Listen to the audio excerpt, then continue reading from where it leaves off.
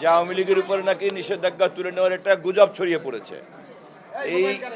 এই ধরনের কোনো গুজব এখন পর্যন্ত সরকারের কানে আসেনি। যে গুজব কানে আসে নাই সে বিষয়কে আমরা এখন পর্যন্ত কগনিজেন্সে নিতে চাচ্ছি না।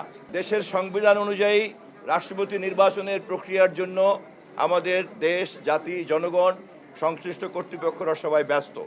ইতিমধ্যেই গণমাধ্যম থেকে আপনারা জেনেছেন আগামীকালকে মনোনয়নপত্র জমা দেওয়া হবে এবং আগামী 20 তারিখে নির্বাচন অনুষ্ঠিত হবে।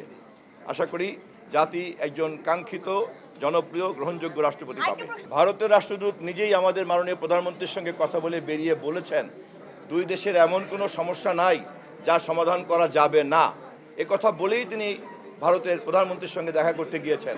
আমরা অধীর আগ্রহে অপেক্ষা করছি ইতিবাচক ফলাফলের জন্য। 45 বছর ধরে কোটি মানুষের আস্থায় পাইপের বস আরএফএল পাইপ। আমরা ইতিমধ্যে আমাদের যুব ক্রীড়া মন্ত্রণালয় থেকে আমাদের যে সার্কুলারগুলো একটি একটি করে যাচ্ছে। ইতিমধ্যে 2টি সার্কুলার দিয়েছে এবং পর্যায়ক্রমে আরও অনেক সার্কুলার আসবে, যার মাধ্যমে আমাদের যে লক্ষ্য এবং আমাদের বর্তমান সরকারের যেটি প্রধান লক্ষ্য রয়েছে যে কর্মসংস্থান নিশ্চিত করা। এবং আমাদের একটি প্রজেক্টের কথা আমরা এখানে বলেছি যে আর্ন প্রজেক্ট।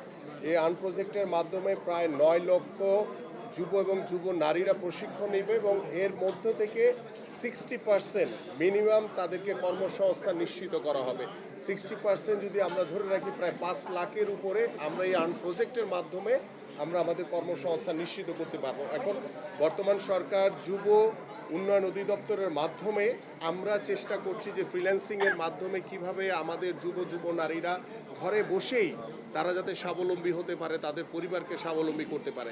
এবং আপনারা দেখেছেন যে রিসেন্টলি আমরা 64টি জেলায় ফ্রিল্যান্সিং কর্মসূচি উদ্বোধন করেছি। আমরা এআই প্রযুক্তির ব্যবহারের যে আর্টিফিশিয়াল ইন্টেলিজেন্সির যে প্রযুক্তি ব্যবহারের মাধ্যমে কিভাবে আমাদের যুব নারীরা উপকৃত হতে পারে সেই বিষয় নিয়ে আমরা ইতিমধ্যে 64টি জেলায় কার্যক্রম শুরু করেছি এবং আর্ন প্রজেক্ট থেকে শুরু করে এবং আমাদের অনেক বেশ কিছু পরিকল্পনা রয়েছে যা আমাদের আগামীর যুব এবং যুব নারীকে স্কিল ডেভেলপমেন্ট করে তাদের কর্মসংস্থান নিশ্চিত। আমরা এটাকে সহজ করে দিচ্ছি এবং আমাদের সহজেই যাতে যুব নারী উদ্যোক্তা যারা রয়েছে তারা যাতে সহজে লোন পেতে পারে সে বিষয় নিয়ে আমাদের কার্যক্রম ইতিমধ্যে শুরু করেছি। পাশাপাশি আমরা শুধু লোন টাকা দিয়ে না, আমরা চাই যারা ফ্রিল্যান্সিং করছেন তাদেরকেও যাতে আমরা লোনের মাধ্যমে যাতে একটি ল্যাপটপ প্রদান করতে পারি সেই উদ্যোগটিও আমরা নিচ্ছি ইনশাআল্লাহ। ধন্যবাদ।